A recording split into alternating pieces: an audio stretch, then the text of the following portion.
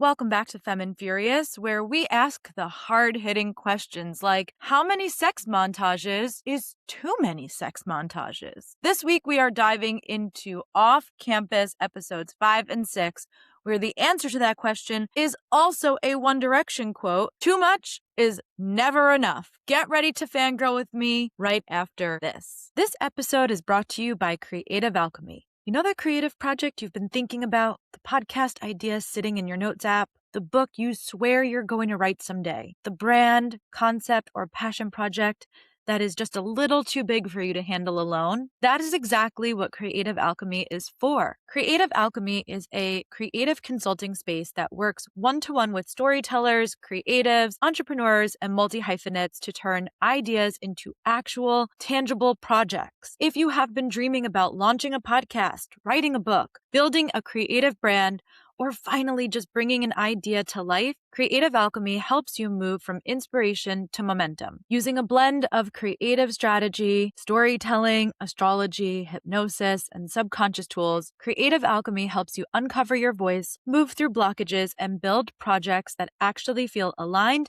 and sustainable for your energy. To learn more, head to the show notes and book your free consultation today.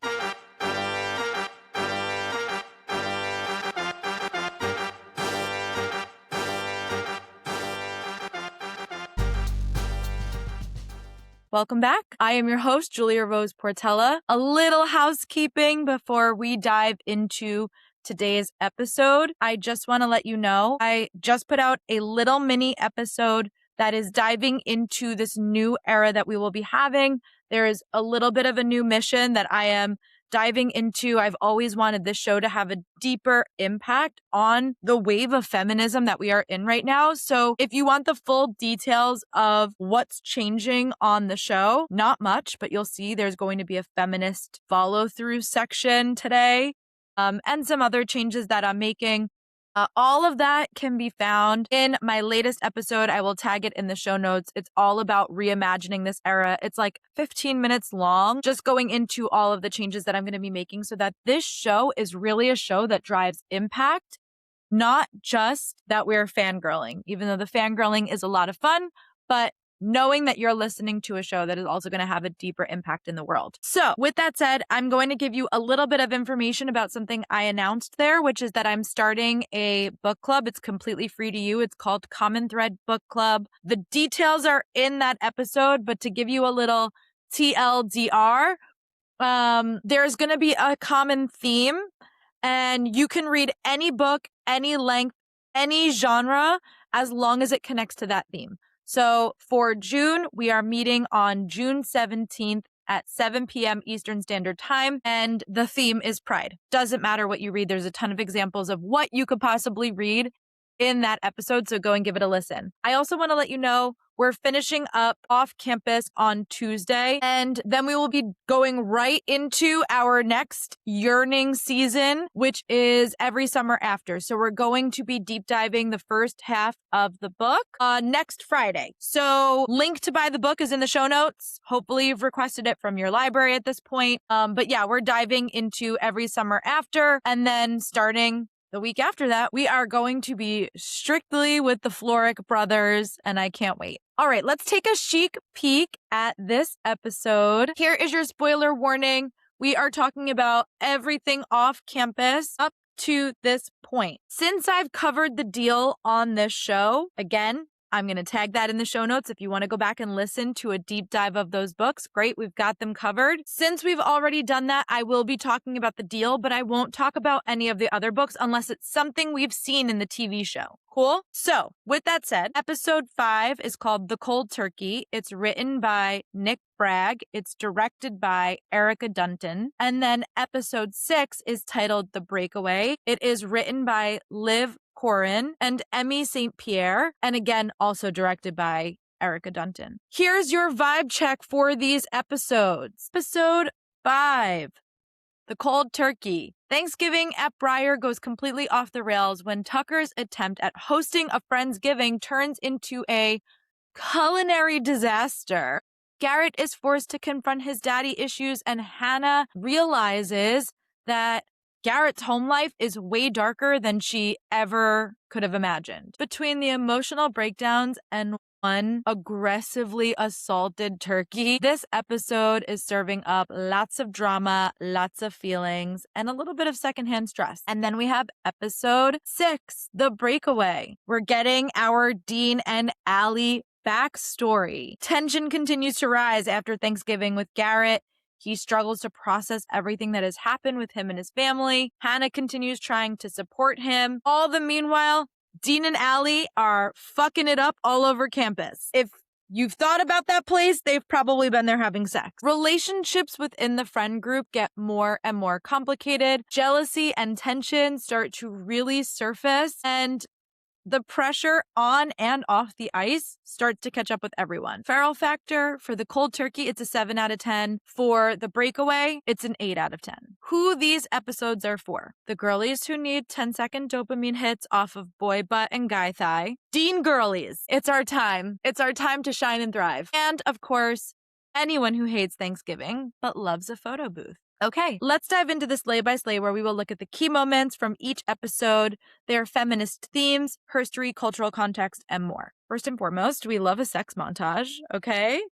We love a sex montage with a little slapdash of the lasagna scene from the book and a whole lot of Garrett being focused solely on Hannah's pleasure. In the midst of this montage, we also get Garrett and Logan doing the Liquid IV campaign. We get a little nod to the book cover. We've got Garrett and Hannah on the ice doing the pose from the book cover. The thing that I love most about this montage is that clearly Louisa Levy and her team of creatives that have put the show together had the readers in mind.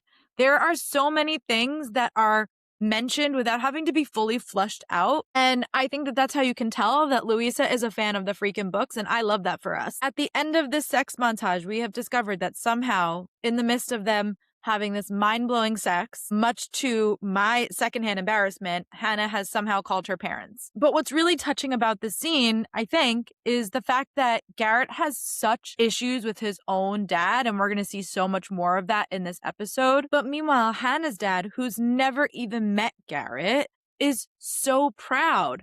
Her mom is going on and on about the fact that Garrett has a fan and he's so proud and he was going to post about it. All of this stuff. Meanwhile, Garrett's dad, gives him a nod if he wins the game. And you can just see on Garrett's face the complicated mix of emotions, like how he wants to let this in, that somebody could be this proud of him over him playing hockey. And also the fact that he's getting it from people that he's never met. But that, I will say one thing that I really like, and it is not the first or last time that we will get this in TV shows, but I really love it when men are the one with daddy issues. I really feel like when people put daddy issues on women, it's supposed to be this slight against women. And I think when you see how men impact men, that's when you have a storyline like this that can really have a deeper impact, because it's showing that men have a deep impact on men.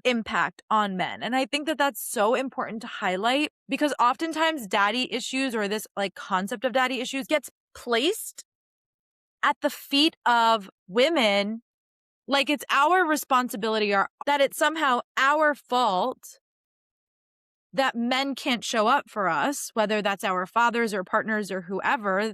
But in particular with daddy issues, the fact that our fathers can't show up for us is a thing that is placed on the feet of young girls as if it's their fault and not the moral failing of an adult fucking father. So when it happens to be that it's a man who is responding to the daddy issues, love it. Can't get enough of it. So Phil shows up to talk to Garrett. He says, "Cindy, she's chosen to trust me, and I want to be someone worthy of that trust." Now, of course, this hits Garrett right in the fucking feels, because he feels the same way about Hannah. Think back to that conversation that he had with Dean, where Dean said, hey, whatever you're asking about sexually here is about making Hannah feel safe. And the way that you make her feel safe is by fostering this trust with her. So he's had this lovely conversation with Dean about trust and building this trust out with Hannah. after he knows that Hannah has trusted him with this information that she has been sexually abused, that she's been raped. And when Phil says something like this, she's chosen to trust me and I want to be somebody worthy of that trust. That's reaching Garrett right where it fucking matters to him. And so Garrett starts to soften at that. He starts to question about his relationship with Phil and about who Phil actually is and whether he's capable of change or not. I really love that the show is trying to draw a deeper parallel between who Garrett is and who Phil is. It's supposed to be a clear, like, this could potentially be him if that's the path that he chose to go down. How are they the same and how are they very different? And how are they navigating those differences, right? What I can't stand is that in order to make that plotline work, they're making Phil Graham much more palatable than he was in the book. Tit for tat. Good storytelling, I suppose, in its own right, but I really wish that you could see how awful Phil really is compared to how awful he actually is in the book. With that said, who knows? We know that Hannah and Garrett are coming back for season 2, even though we know that they will not be leading the show in season 2. And yet, because they're part of the ensemble, they might have more storyline. They might have more runway. We might get to see other parts of the story with Phil Graham in it. So we'll see. We have this lovely conversation that happens between Hannah and Garrett where she says, hey, when the kid that you accuse of assaulting you is also the mayor's kid, people don't tend to believe you. And that, my dear, is why fucking Me Too was created. This is why women need to band together and use their voices and start speaking out about these experiences that we have had. That's why I love this sort of like TikTok internet campaign that's been happening, which is, you know, it's not all men, but it's every single woman. Meaning every woman you know has an experience where something happened to her, doesn't matter the level of severity of what happened, and she has not been believed, or she's been told to put it to the side, or she's been told to suck it up, or she's been told to ignore it, whatever it is that she's been told. So the fact that Hannah is out here like, yeah, I did come out and speak the truth about what happened to me, and because this kid was an athlete and was the son of the mayor, because he had power and prestige, he had protection and people didn't believe me. And I think that that is so true to fucking life. And that's again why we have created these movements so that women have a space to go and feel heard and feel supported and feel validated and know that there's resources and help that will allow them to amplify their own voices. We learned that the entire team, the whole team, testified against her in court. And the way that she says that, she kind of says it casually, but it hits Garrett again. Like he's having all of these really tender moments. Like he absorbs things so deeply. You can just see it like rippling underneath the surface of his essence, essentially. The way that Garrett absorbs this emotional blow that Hannah's attacker was a hockey player, the way that he's like, fuck, like he just realizes all these things, all of these presumptions, all of the ways that she was trying to avoid him and ignore him come crashing into him. Think back to that first conversation where she's like, well, people that play hockey just want to beat each other up. It's the only sport that allows physical contact in a way that's actually promoting morale. Like they'll send you out there to get into a fight when things are going bad. And that triggers something for him in that moment. But now he can go back and replay that moment and be like, oh, you know what? That really wasn't about me. That was the fact that she really does think that these people are violent, because not only did a hockey player attack her, but then the entire team rallied around that man and supported that man. The way that Garrett takes in that information is just really brilliant. We also get a little bit more about Logan's background here. He's got an alcoholic mom, which to me just goes to show where he clearly gets his emotional intelligence from. Even if he's low-key avoiding his own issues, which by the way he is and he does, you can just see the difference of how Garrett responds to his trauma and how Logan responds to his trauma, and the discrepancy between those things is the way that their parents have traumatized them. So the fact that Garrett was under all of this pressure his entire life, had to learn how to repress his emotions in order to stay safe with his father, whereas Logan, who has an alcoholic mom, is probably dealing with bigger highs and bigger lows from emotional blowouts, and therefore develops this insane amount of emotional intelligence to navigate those flows. And so you can see the way that they navigate their traumas differently. And yet there is something quite self-deprecating or avoidant in the way that Logan talks about his own relationship to his trauma. But what I do love that the show is trying to do is that they're much more mature than they are in the books, as they should be. And yet they are still incredibly flawed characters that don't handle these things perfectly. And I think that that's true to life, and that's true to men. Even men who are emotionally intelligent are way behind the curve compared to women. And so seeing that versus like seeing the relationships that Hannah and Allie have together versus Garrett and Logan is such a realistic take on, I think, what is very true to society. So at the Graham house, we have this shrine of pictures of Garrett, all different pictures of Garrett playing hockey, only ever playing hockey, no other pictures, just hockey. And then right next to that photo, sort of looking over Garrett's shoulders in each one of these pictures, is a picture of Phil Graham in his Rangers jersey. So it's very chilling. It's very like the devil on your shoulder. It gave me the heebie-jeebies the few times that I've watched this episode. I also just want to say I am not going to talk much about like the Tucker Thanksgiving bit, but I did think that it was very funny that Logan uses like a hockey playboard in order to create the plan for the Thanksgiving food. So going back to the Graham house, Garrett's room is a memorial to Phil's career, except for the posters on the wall. One of them is Lynyrd Skynyrd, which is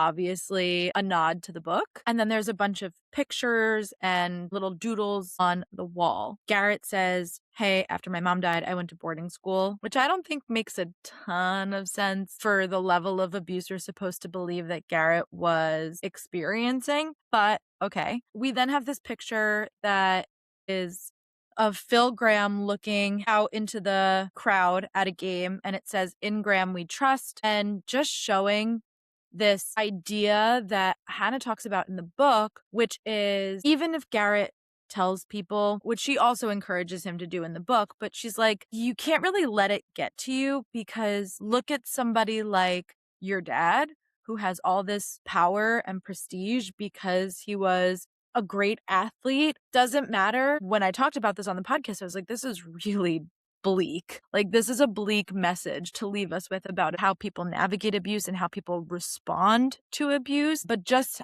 having this picture that says, "In Graham we trust," and this concept of trust and how people have given it to these men freely over the course of this episode. We have Phil talking about how Cindy has given him his trust. We have Garrett reflecting on the fact that Hannah has given him his trust. Now we have it in this picture in this macrocosm sense where I think we as the audience are supposed to be reflecting on how much influence that Phil has and how little people actually know about him, and how easy it is for us to delegate or give away our trust, even though it's a source of power for men like Phil. Unlike Garrett, who's very closed-mouthed about his traumas, Logan opens up to everybody at Friendsgiving about their mom being a drunk. Again, it's a little sarcastic. It's a little dry. It's not really rooted in a lot of emotional vulnerability. There's a lot of sarcasm there as a defense mechanism. And even then, him and Jules get into a fight. Jules leaves, and very quickly, Logan is able to turn that around and go and support his mom and his sibling. And he can come to that conclusion really quickly.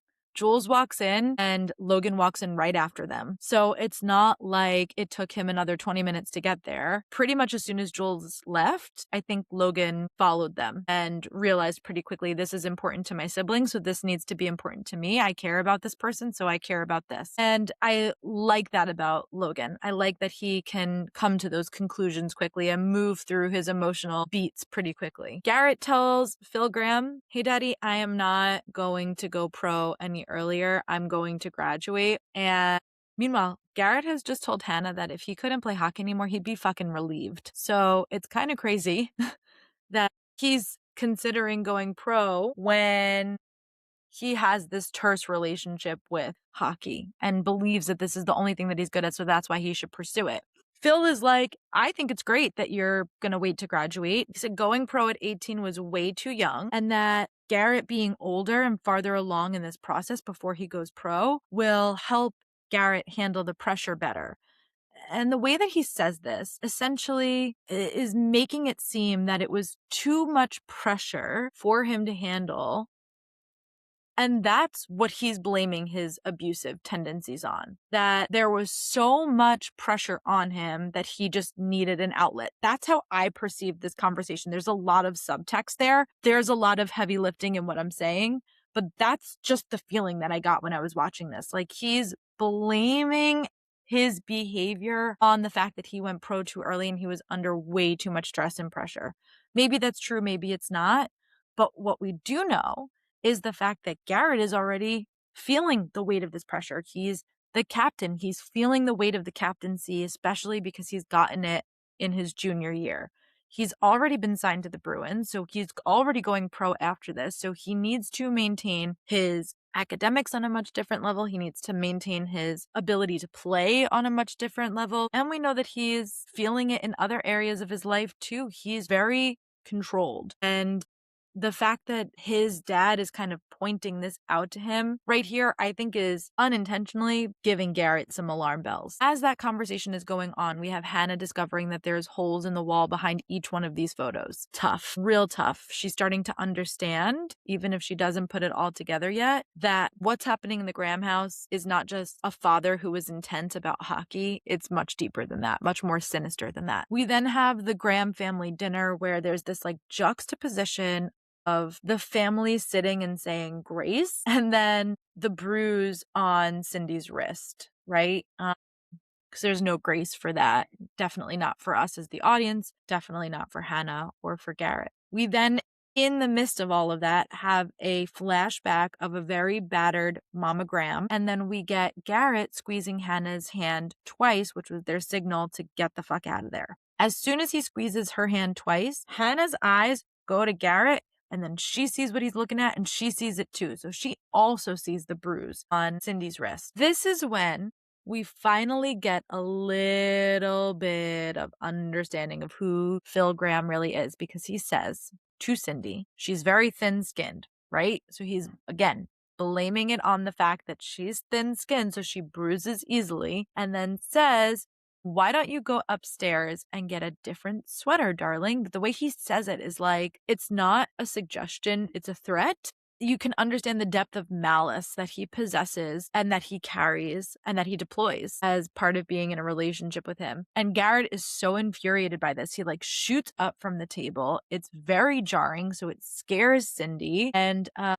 finally, they storm out of there, right? And they don't have their jackets. Garrett's fuming. Hannah's like, baby, let me drive. And Cindy comes out and she says, I'm sorry I ruined Thanksgiving. The fact that even though she is the one that is being abused, she is the one that is being hurt, that all of that has manipulated her in her mind to feel that she is responsible for it. And this is exactly what happens with victims of domestic violence. They are often manipulated into believing that there is something that they've done to deserve the behavior they are receiving or the physical abuse they are receiving. So the fact that she says, I'm sorry I ruined Thanksgiving, tells you that even though it was Phil who ruined Thanksgiving, she's taking emotional responsibility for it and actually probably fears the consequence of what will happen now that Garrett and Hannah are leaving. Garrett then starts spiraling. He tells Cindy, my mom didn't get a chance to get out, but you do. Please leave, please. He wants to stop the cycle of abuse, but he's still in it. He's still impacted by it.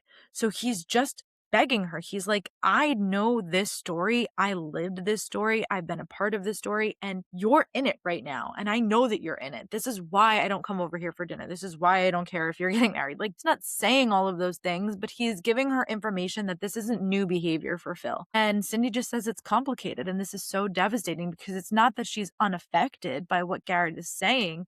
It's almost that fear of leaving is driving her to explain the complications of it.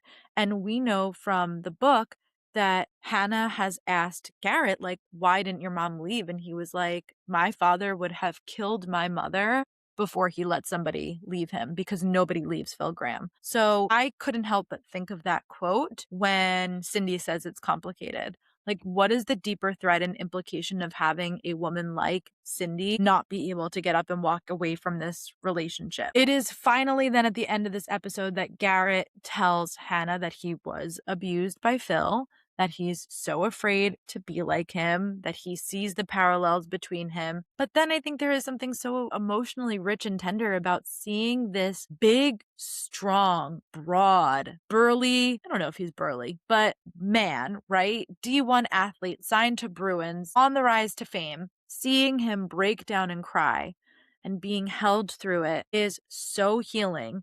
And then how he immediately apologizes for crying and for having feelings. It just goes to show that men like Garrett and men in general have been truly conditioned to believe that they cannot emote and let out their feelings.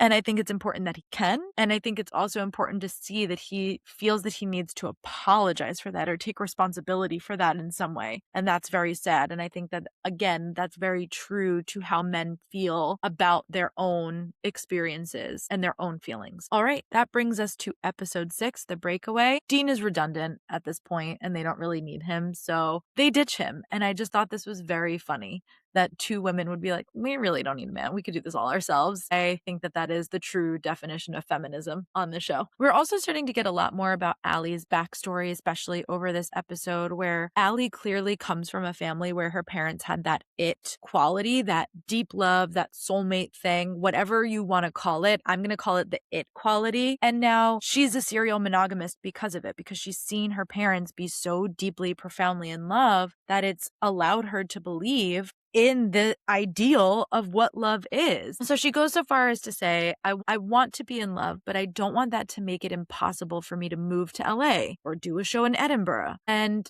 Dean encourages her. I love that as soon as he says this, Allie is like, which one of your exes taught you this? Which one of your exes taught you how to be this insightful? She does not believe that a man could grow intelligence all on his own. And I love that for Allie. I think that that is Allie out here giving women credit for women's work. And I love that. So as this conversation progresses, Dean says to Allie, I'm Six Flags, baby. Everyone wants a ride. They come for a good time, not a long time, and that's fine by me. I feel like this is the first time that maybe anyone's asked Dean if that's truly what he wants. And you can tell by his face, the way that his face responds when she asks this question, that it's not. He doesn't want to be everyone's good time, but clearly doesn't think that maybe he's worthy of more. We're not really sure. We haven't gotten that deep with Dean's character yet, but to me, there is so much in that look that he gives to her when she asks, like, are you sure about that? Is that truly what you want? And I'm really excited for them to continue to dive into that over the course of this episode and next season as well. We get another sex montage. Too much is never enough. We also get the bathtub scene, which is a scene from the book. We will be deep diving the book, I promise. We will just do it ahead of season 2. Allie then goes with Beau and Dean for Thanksgiving. She takes a ride with them to New York. I love that they are building the relationship between Allie and Beau, that they have this natural, organic friendship, that they're fast friends. They're like girly pops with their little car ride karaoke. I love it so much. They are singing a song from the Legally Blonde play. I can't get over how many references that this show has done to the upcoming Elle series that is coming out on Amazon Prime. I don't know if Amazon was like, hey, you guys need to be mentioning Elle Woods as much as you possibly can. I'm curious to see if it's going to be like that in every summer after when we get that starting June 10th, because it's really wild, the fact that there's so much Legally Blonde baked into this season of television. Also, Dean, Mr. Confident, Mr. Nonchalant, being embarrassed about this video of him dancing to whatever Joanna has put him up to, because he's so into Allie, I think is really charming and really endearing. It wouldn't matter with anybody else, because with everyone else, it's just Six Flags to him too. But the fact that he really likes Allie and clearly wants to invest in her and clearly it has budding feelings for her means that he's like embarrassed and he doesn't want her to see him in a bad light. So when Allie calls him on his bullshit and she's like, what would you be doing if I'm not here? And we see that he's playing chess against himself. Cool. I love this. Not only is Dean so smart, but he seems incredibly lonely. He's telling her about his family. His family's in St. Bart's. He can't go because of hockey. There's just something about him that seems lonely or like forgotten in some way or left behind in some way. The fact that these women see him as a good time, not a long time. The fact that his family isn't with him on Thanksgiving. It just seems so isolating and like Dean is floating on his own little island. And Allie seems to be the only person that's reaching him, really pulling him out of that in a way that maybe his friends can't, even though he's got his team. But he just seems lonely. That's how I perceive him. I don't know if anyone feels any differently. You can send me an email at feminfuriouspod@gmail.com. Allie then sort of gets a one-up on Dean when they're playing chess. She has his undivided attention. It is undivided. I've never seen a man so deeply devoted so quickly. You can just tell nobody else compares.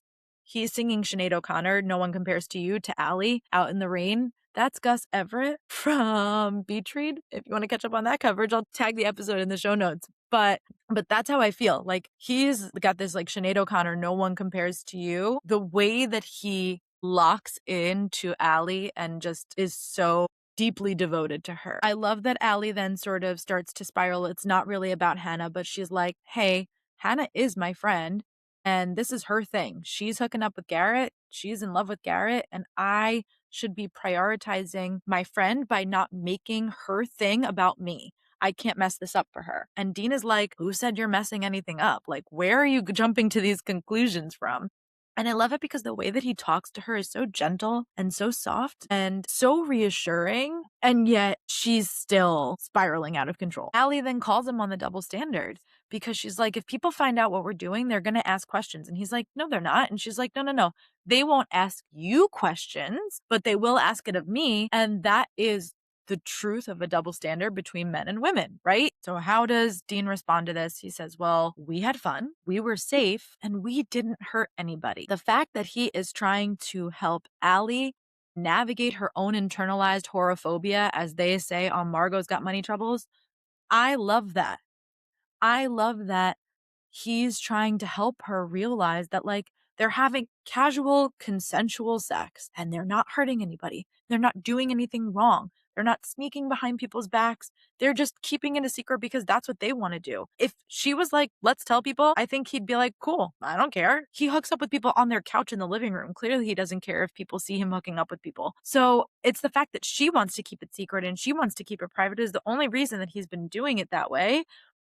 He's trying to help her navigate her own internalized misogyny about how people will perceive her relationship with Dean. We then have Hannah, who is afraid to tell Justin that his lyrics aren't working for her project that she needs to do in order to go to fucking school. She needs to win this competition in order to get the money that she needs to stay in school. So it is insane to me that she feels that she can't say something. But this is, again, such a true theme that women have to deal with in their lives. I deal with it. You deal with it. The way that women are expected to internalize their own emotions, subdue their own feelings about something in order to avoid harming the ego of a man. This song does not impact Justin's life in any way, other than the fact that he's been helpful and offered Hannah his time. But Hannah needs this song to win a scholarship to go to school. So the need is very different. And yet, even though this is a necessity for Hannah, we then have Garrett telling Hannah, I love you, LZ. The ease in which he says it is fine by me. I love this for Garrett. I love it for Hannah. I love the friendship between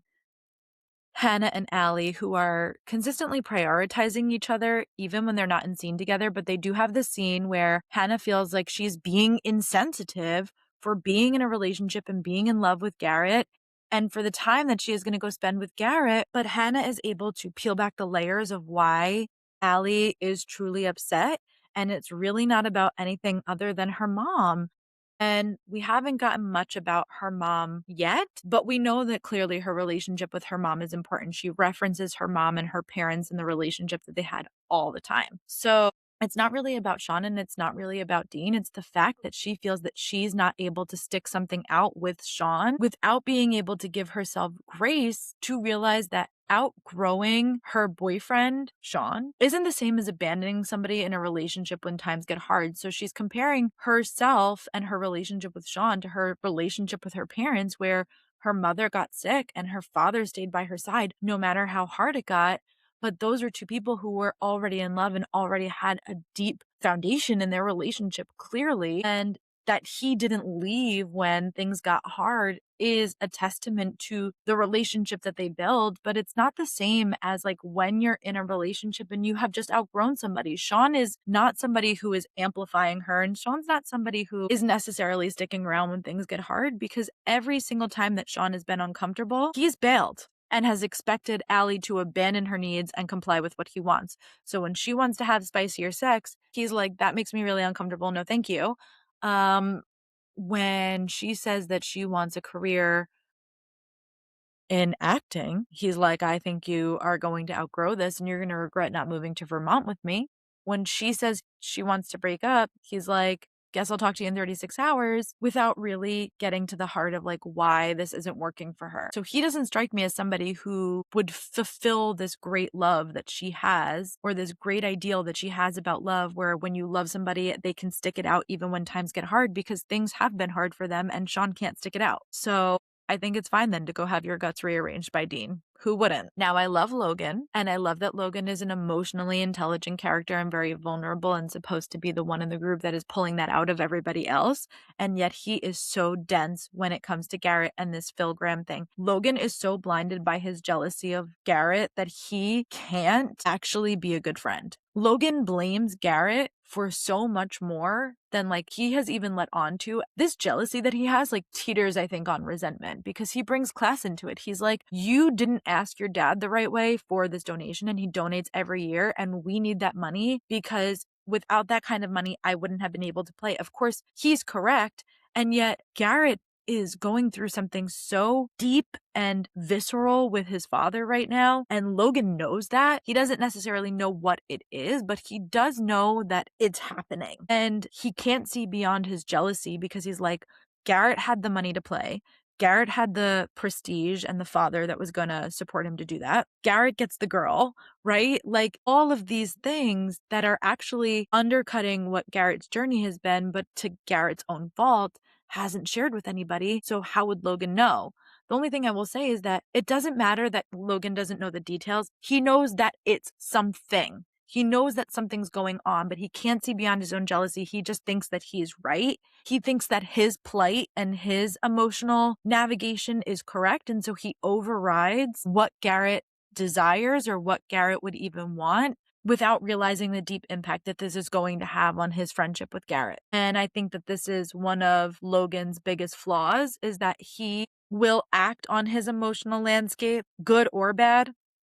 And I'm not saying to like an abusive degree like Phil Graham, but I'm saying is quick to pick a fight with Jules and then quick to follow Jules to the rehab and make it up to them. He's quick to take action because that's what his emotions are telling him at the time. And yet this thing that he's done is a betrayal of his relationship with Garrett and his friendship with Garrett. Now, we have a little nod to the book, The Score, which is when Dirty Little Secret is playing from Dean to Allie. Now, in the book, it's a little bit different. Sorry, I'm giving a spoiler for the book, so skip ahead if you don't want to hear it. But in the book, Dean puts on I Want You to Want Me from Cheap Trick. But Allie responds the same way both times, which is You in Your Hand from Pink. And then Dean says, I'm not delusional. I know what I want. He wants Allie. He wants to keep pursuing this thing with Allie. He's invested in her.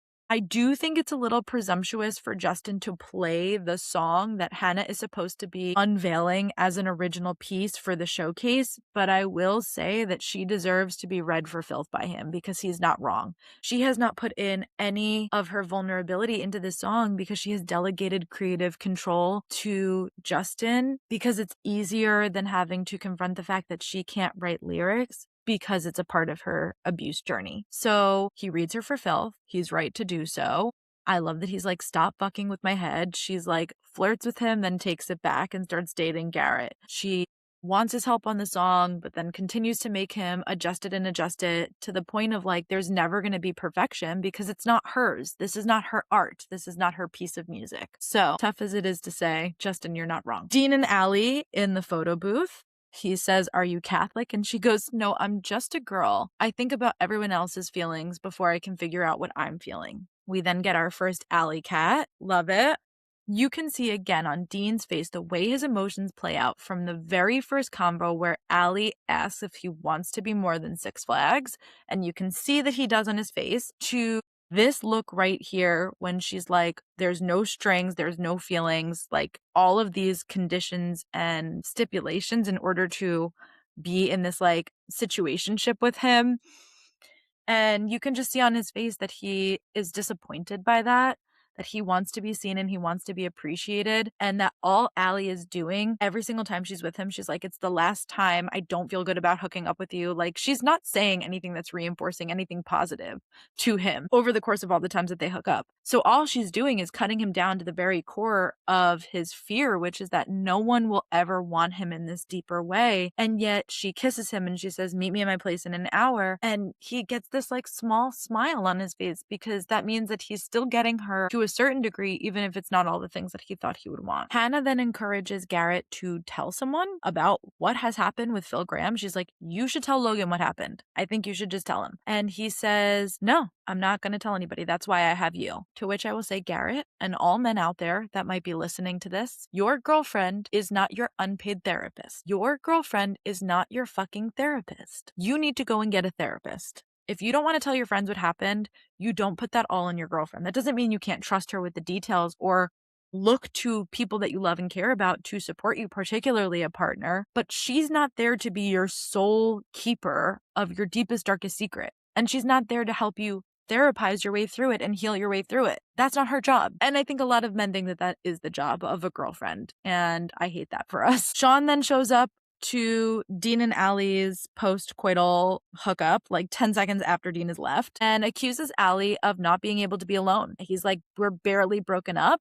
And I'm just going to say, dear Sean, there is no need to slut shame. You don't need to be putting it on Allie. She told you she wanted to break up. So you don't need to be shaming her when you showed up to her apartment, unannounced, by the way, and uninvited. You don't need to be putting it on her that she has had some sort of moral failing for moving on when she has told you that she doesn't want to be in a relationship anymore. And there have been signs and clues and cues leading up to that breakup. But anyway, I digress. We then get the Delaney drop. Hannah starts spiraling and we see the boys heading out onto the ice, Garrett versus Delaney. So we know where these last two episodes are taking us. I can't wait to talk about it with you on Tuesday. So welcome to a new segment that I am doing. Again, if you want to know more about where this is coming from, go and listen to the episode in the show notes that is the reimagining entering our impact era. Okay. So this new segment, which you guys voted on in the Patreon, is called the Feminist Follow Through.